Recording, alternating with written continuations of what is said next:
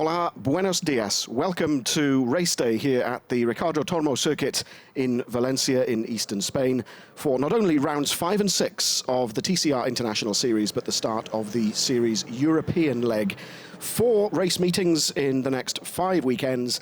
And it all starts here in Valencia. 4 kilometers, a very tight, twisty circuit, described as a circuit within a stadium, surrounded by hillsides in a natural bowl in the countryside. 14 corners and lap times in the 140s or thereabouts. 2 races this afternoon for you, both 15 laps in duration. And we're a minute or two away from our green flag lap for round 5 of the TCR International Series. 4 rounds so far, 2 in Sepang in Malaysia, 2 in Shanghai in China, and 4 races with 4 different winners. A handshake, a good luck message from his engineer. That's Franz Engstler in one of the 2 Audi TTs sitting on the grid at present. But as you can see, looking down the start-finish straight, it's a pair of Seats that are looking at us from the front row of the grid. That man, Gianni Morbidelli, one of our 4 race winners, will be starting from 10th on the grid in race 1 after qualifying 10th, but with the reversed grid, he will be on pole position for race 2 later this afternoon. But you have to say, the Spaniards on home grounds, that man, Pepe Oriola, is on pole position. And that man, Kevin Gleeson, knows what it's like to be there. He was on pole for our first race in Sepang in Malaysia. But Gleeson having all sorts of fuel feed problems, some kind of surge, we think, or the team thinks, caused by the heat here in Valencia, and so unable to set a competitive lap time in qualifying yesterday. And so, despite showing some initial promise, the team having worked hard on the car, Gleeson starting outside the top 10. You saw briefly there, Stefano Comini, another one of our race winners, winner in fact of the first race of the season, and consistently among the front runners. Gianni Morbidelli came to Valencia as points leader in the championship, but Comini has unsettled him. There is our starting grid. Pepe Oriola on pole, alongside him Andrea Bellicchi, then Stefano Comini, Michel Nukia, all 3 of those driving for Target Competition, then Sergei Avanasiev and Jordi Genet for Craft Bamboo Lukoil. Franz Engstler we saw a moment or so ago in the Audi. Oscar Noguez, I'm delighted to see his name on the grid, because you'll see a new brand, as it were. The Opel Astras appeared briefly in Sepang before being withdrawn with overheating issues. The Campos Racing team really working hard, working through the night to get 2 cars on the grid here, and Noguez, to their delight, and I know tears were shed. Noguez, and you'll be seeing in a moment the name of Jordi Oriola, who didn't get a decent time yesterday in qualifying. There he is, 17th and last on the grid. But actually, looking at the cars weaving to get some heat into their tyres, I can't see Jordi Oriola. There is the safety car at the back of the grid, and no sign of the second white Opel Astra of Jordi Oriola. That's big brother Pepe on pole, and I know he had a sleepless night on Friday, he was telling me, worried about how yesterday would go, but determined to do well, both for SEAT and the home fans here in Spain. And the anxious faces from the Craft Bamboo Lukoil team, who've got their man on pole position with 3 of the Target Competition Seats just behind him on the grid. There they are, the blue and white Seat Leons. Once again, Seat by far and away the most popular brand on the grid. 17 starters, although a question mark about that Opel, I have to say. No fewer than 10 of which are Seat Leons, 3 Hondas, 2 Audis, and in theory, 2 Opels. There's one of them up at the bottom of your screen with Oscar Noguez, the 37-year-old Spaniard. But, that's why. It's Jordi Oriola in the pit lane, and so he will start from the pit lane. That's a huge disappointment for the Campos Racing team after working so hard. But Oriola, having missed the pit lane exit for the progression out onto the grid, Jordi Oriola will start from, and a slightly over-enthusiastic, that's Adrian Campos, team boss. The final corner here at Valencia is named after him, and so you can imagine that he's very much on home ground this weekend. He's looking anxiously down to see what's happening to one of his 2 cars. But the remainder, the other 16, because we have only the 1 starting from the pit lane, 16 cars lining up on the grid for this 15-lap race, round 5 of the 2015 TCR International Series.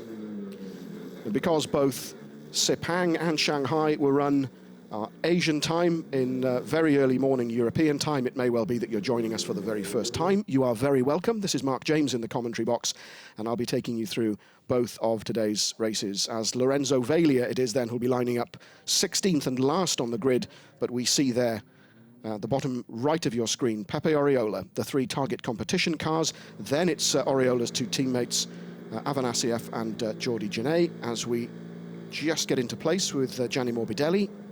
That's the other big difference that you'll be seeing this weekend. Live onboard cameras, and also, if you missed it yesterday, we'll be streaming qualifying in future on our website, tcr-series.com. Qualifying, though, went very well for the man on the left of your screen, Pepe Oriola. We're looking for the lights to go on, they go off, and we're racing. Away goes Oriola. Brilliant start, both from him and from Avanasieff, I think that is, who goes through. And look at that on the left. Jordi Genet on the grass, alongside one of the target competition cars, but Oriola makes it through with Avanasieff in second place, and then it's the TT of Franz Engstler alongside, I think it's Stefano Camini on the left-hand side. Forgive me, it's Andrea Bellicchi. Contact there with Engstler getting it sideways, and Noguez in the Opel involved, the blue Seat you see there of one of our entries making their appearance for the first time in the TCR International Series, David Cebrian, another of the Spanish drivers. I dare say his teammate we'll be talking about a little later on for reasons that will become obvious, but there is our opening pack. Pepe Oriola from Sergei Avanasieff, Jordi Genet, 1, 2, 3 for Craft Bamboo Lukoil. Andrea Bellicchi it was, who's now up into 4th place. Then it's Engstler, then it's Stefano Camini, then Michel Nukia. And propping up the pack, you see the name of Igor Skuz there. Skuz having switched cars each time. Skuz starting the season in an Opel Astra, having a torrid time with the heat in Sepang, then switching to a Seat Leon for Shanghai. He's switched again for Spain and is in one of the West Coast Racing Honda Civics. But you have to say, despite that stunning showing in Shanghai, look at that. All 3 of the Honda Civics from the West Coast Racing team are in the lower third of the field. There's Cebrian having a look at Michel Nukia.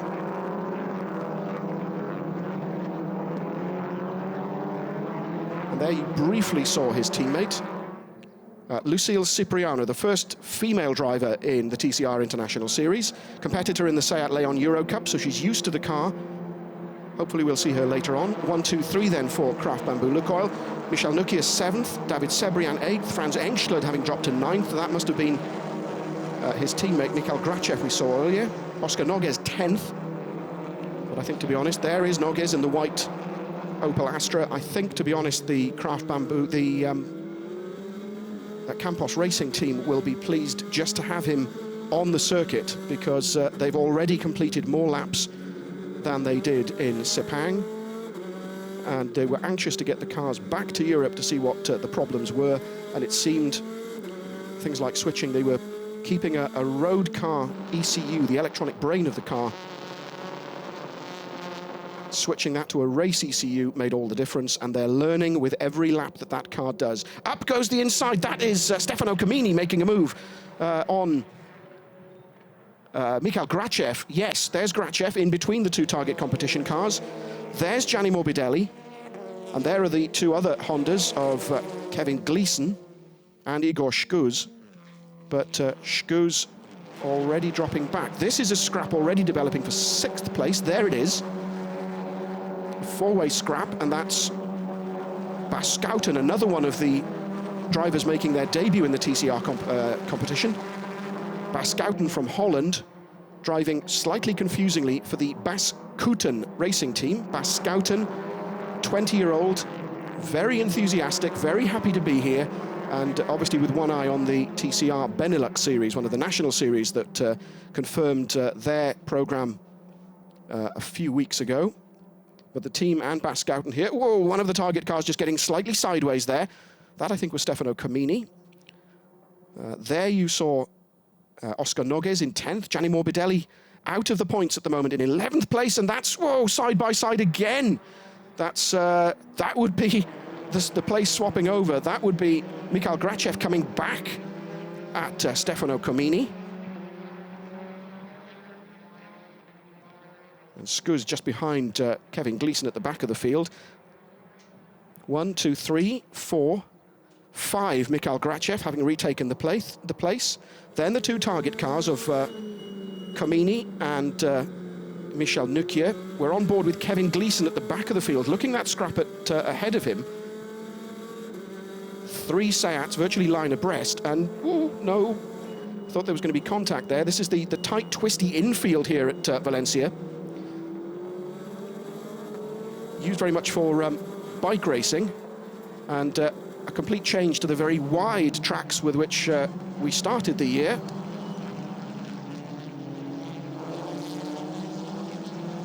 And there's Lucille Sebrian just ahead of the two Hondas. We're on lap 3 of 15. And the 2/3 of the West Coast Racing team running at the back of the field, they're really suffering this weekend because of changes to the balance of performance formula. 3 elements can be changed. The restrictor, which allows air into the turbo, the ride height, and also weight. Was that a car I saw at the back heading into the pits? It seemed to be. I'm not sure who it was. There's one of the Audis. I can't see the second, Franz Engstler. Could be my mistake. But there is Grachev. There are the 2 target competition cars. Michel Nukier behind his Swiss teammate, Stefano Comini. Then it's David Sebrian in that all-blue Seat Leon. And let's take a look at the back of Mikhail Grachev's car. Some fantastic onboard shots this weekend, allowing us to really get in amongst the action. Grachev having retaken that place. There's Avanasiev. There's Janae already having a look. That was Andrea Bellicchi. Then it's Grachev. Let's take a look down. Ah, no, I wasn't wrong. It was one of the Audis. That's team leader Franz Engstler. 57 years old, the oldest man on the circuit and team boss of Engstler Motorsport. He'll be bitterly disappointed to be in the pits. As we look at Michel Nukier lifting a wheel. As the cars come down towards turn 12. And Lucille Cipriano battling there with Bas Schouten. And again, all these different battles going on for different reasons.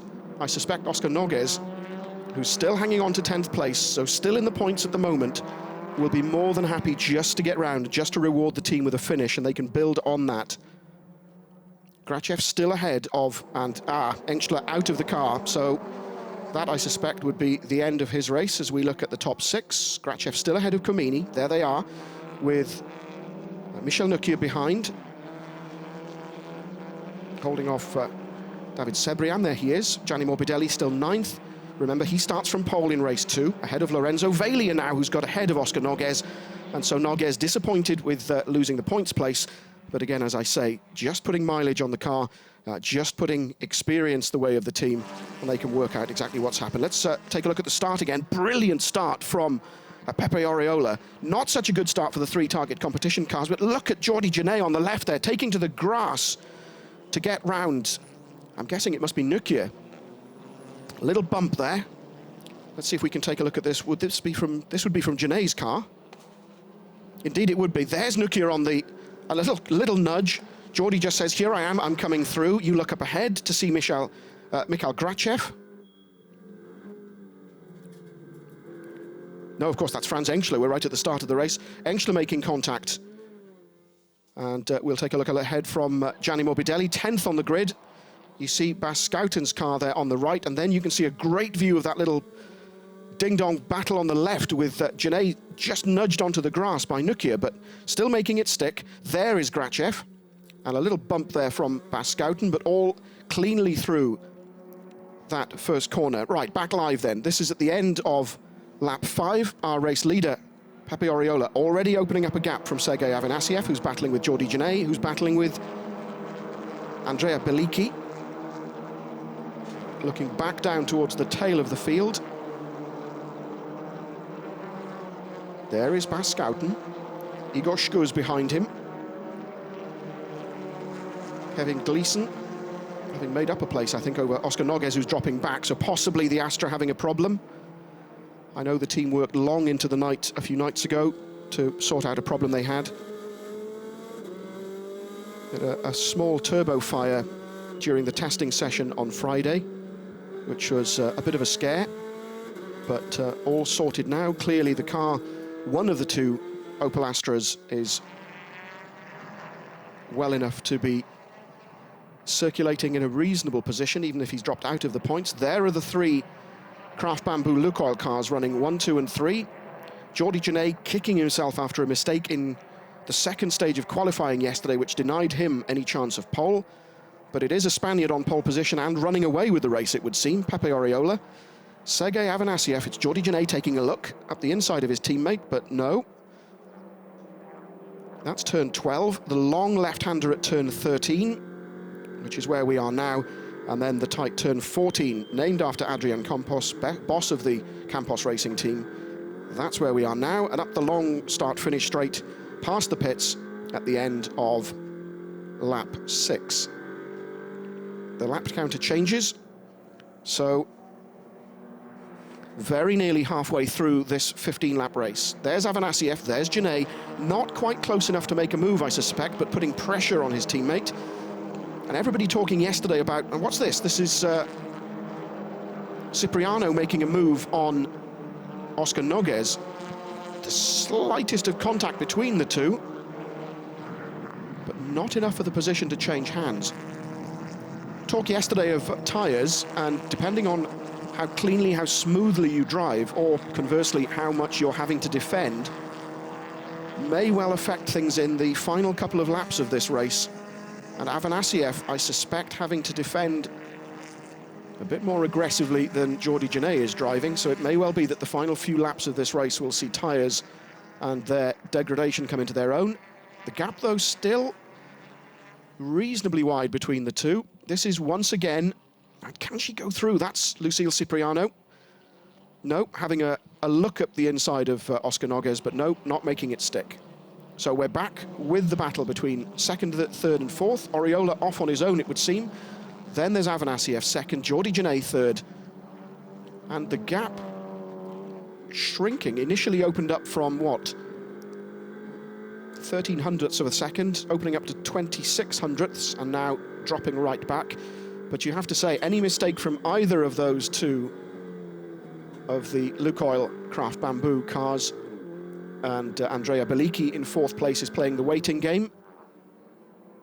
There is the blue and white Seat. You can just see tucked behind Jordi Jannet, just playing the waiting game and seeing if he too can get up behind Jordi Jannet. The fastest part of the circuit coming down the start-finish straight, up into sixth gear, down just one gear for turn one. The fastest corner of the circuit, something like 170 kilometers an hour.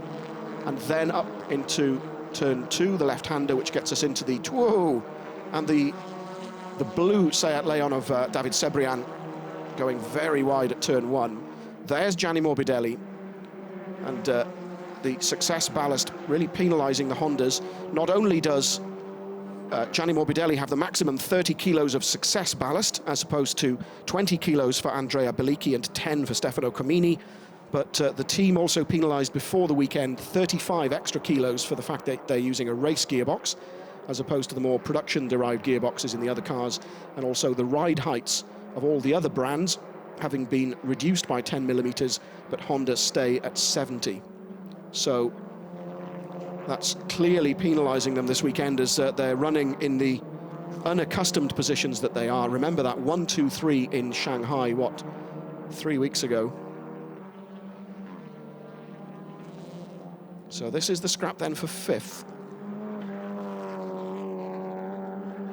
Mikhail Grachev still staying ahead of Stefano Comini, with Michel Nukia not that far behind either. So again, similar situation to the battle for second, third and fourth. There's Grachev, there's Comini. And remember, at the first race in Sepang how delighted he was to summon our camera over and show our camera the name Vanessa written on the roll cage just inside the door. He names his cars after ladies, and this current one is called Vanessa. This is the battle, though, that we touched on earlier. Oscar Noguez in the Opel Astra, and going through on the inside, finally, after several laps of having a go, Lucille Cipriano, the first and hopefully not the last lady driver we'll see in TCR International, just getting past Oscar Noguez. She and the JSB team from France will be delighted with that performance. 18 years old, Lucille Cipriano, absolutely delightful, very self-aware of what's going on, and very modest about what she plans to do in touring cars, really enjoying her time, and the fact that she's concentrating on the Leon Euro Cup. But this is a pleasant excursion for her to see if she can take her fight to the big boys, including these three. Mikhail Grachev, still ahead of Stefano Camini, still ahead of Michel Nukier. But confirmation there, you see that Cipriano's taken 14th away from Noguez, with so far our only casualty of this race, Franz Engstler, who's still in the pits.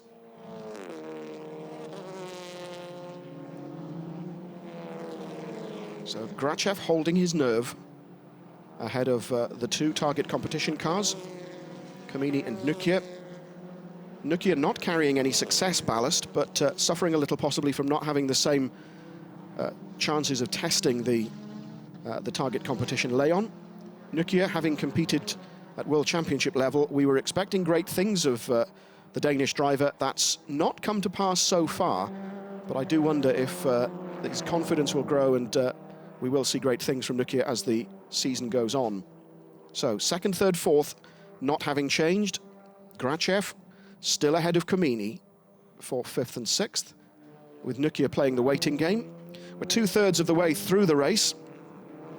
And again, David Sebrian in the all-blue Seat Leon going wide at turn one. Possibly race director Marc Duez may have something to say about that, of respecting track limits. But the gap tantalizingly, the two gaps tantalizingly, staying about the same. This will be looking back from Janet's car, currently in third place. Can't quite get up to Sergei Afanasiev, but tantalizingly the gap between Janet and Andrea Bellicchi staying around the same. Isn't that a great shot? Looking back at Andrea Bellicchi, winner of round 4 of the series in Shanghai. And just confirmation that Morbidelli still down in 9th. Lorenzo Vaglia now 10th, Bas Schouten 11th, and Kevin Gleeson having made up a place to 12th.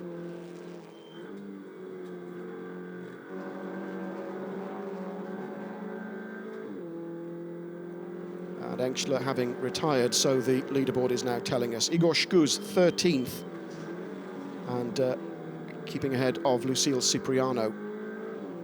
You see that gap not coming down. All drivers lapping very consistently.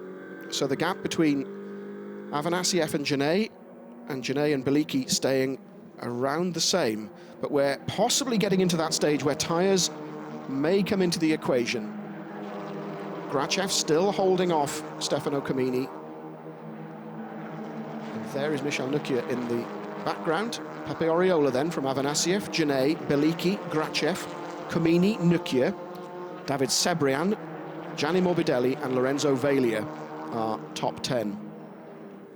And so 15 cars still running. Jordi Oriola, just as I was saying, 15 cars still running. Franz Engstler comes out of the pits to rejoin. Now you may wonder why on earth he would do that with so many laps lost in the pits.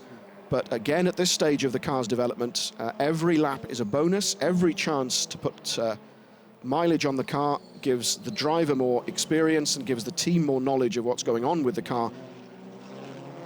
And so we're back up to 16 cars on track, with one failure to start, with Jordi Oriola supposedly starting from the pit lane, but that didn't happen. Looking back from Janet's car, again that gap staying about as consistent as it has been as we look back and Stefano Comini just taking a look, but again, that gap too large to do anything about. Grachev, Comini and Nukia in their battle. Does Grachev just lock up ever so slightly, coming to the end of lap 11? And the lap counter again changing. Our race leader, Pepe Oriola, on lap 12 and pulling away from the chasing pack. So, again, hopefully I don't jinx it. 3 laps just under from, Igor Shkuz pulls up. And that will be at turn 12, where Shkuz went through the gravel in qualifying. And Shkuz, in his 3rd different car in 3 race weekends, pulls up. Reason unknown. But Pepe Oriola on course to become our 5th race winner from 5 races. There he goes. There's Avanasiev, there's Genet. And Skuz still in the car, pumping the throttle, it looked like. So possibly the car's cut out. We don't know if that's a repeat of the problem that caused Kevin Gleeson to fail to set a competitive time in qualifying. But it certainly seemed that Skuz was not getting out of the car and possibly trying to restart. We'll see as they go round past turn 12 on this lap. Now that gap to me looks like it's closed up, as Genet just pulls away again. Now Avanasiev has definitely pulled away slightly from Genet, but that gap from Genet to Beliki has closed, as has that gap between Mikhail Grachev and Stefano Comini. So with only a couple of laps remaining, possibly the predictions yesterday about tyres coming into their own. Oh, and there is Jordi Oriola. We're back up to 17 cars having set times. So Jordi Oriola, same as I was saying about Franz Engschler, the bonnet doesn't appear to be closed. And there's Igor Shkuz. He's managed to get the car going again, so he'll make it back round either to the pits or whether he can get the car back up to speed. It may well be that he will carry on for the final couple of laps to gain more experience with the car. There's Oriola, there's Avanasiev, and that gap now between Genet and Andrea Beliki definitely having closed. So Genet having to defend rather than attack Avanasiev, or possibly is Jordi saving his tyres for a lap or two with a view to maybe attacking on the final few laps. That, of course, we won't know until the end of the race, but that gap has definitely come down from Genet to Andrea Beliki. It's deceptive looking up that short straight. Morbidelli still 9th. Bascouten 10th now, ahead of Lorenzo Vaglia. So Vaglia having dropped out, Bascouten will be delighted, as will the Bascouten team, for 1 point potentially coming away from Spain. But these guys looking for a lot more than that. Genet, winner of the 2nd round of the TCR International Series back in Sepang, bitterly disappointed with the mistake he made during qualifying. So can he make up for it? There is Beliki, with success ballast, remember. Not something that's troubling Genet. As we come out of turn 14 with 2 laps remaining. Laps 14 and 15 are all now that stand between Pepe Oriola and his first victory of the year. Sergei Avanasiev looks fairly secure in 2nd place, but that 3rd place, I think, still all to play for between Jordi Genet and Andrea Beliki. As we look down at the remainder of the point-scoring positions, Lorenzo Vaglia now, yes, 4 seconds down on Bascouten, so Schouten looks to be secure in 10th place. Shkuz still going in, 11 laps now down Jordi Oriola, but giving the team some more data to work on, some more experience in that Opel Astra. Still at the very beginning of its competitive career in the TCR International Series. As we look down at, yes, Jordi Genet, that gap opening out yet again between Genet and Beliki. That's Igor Shkuz. You can ignore him. He's just in that scrap. You'd have thought he'll have the sense to stay out of the battle that's going on. But we look back from Janay's car, and yes, that gap has opened out once again from Janay back to Biliki. So our tyres and their degradation starting to come into it. Janay still an awfully long way behind his teammate Sergei Afanasyev. There's Shkuz, there's Afanasyev, there's Janay, and there's Biliki.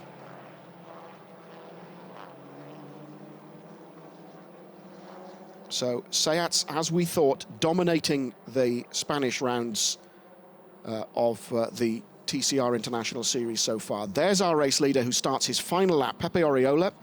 Then it's Sergei Afanasyev, and then Jordi Janay moves quite aggressively across, forcing Afanasyev to defend. This could be a cracking final lap. Janay, possibly having saved his tyres, looks up the inside for the left-hander at turn 2, but no, not close enough to make it stick. But look at that, the gap has really closed up now between the two teammates. Afanasyev forced to defend from Jordi Janay, with a gap back to Andrea Biliki. And then you see in the distance the gap for 5th, 6th and 7th still going on.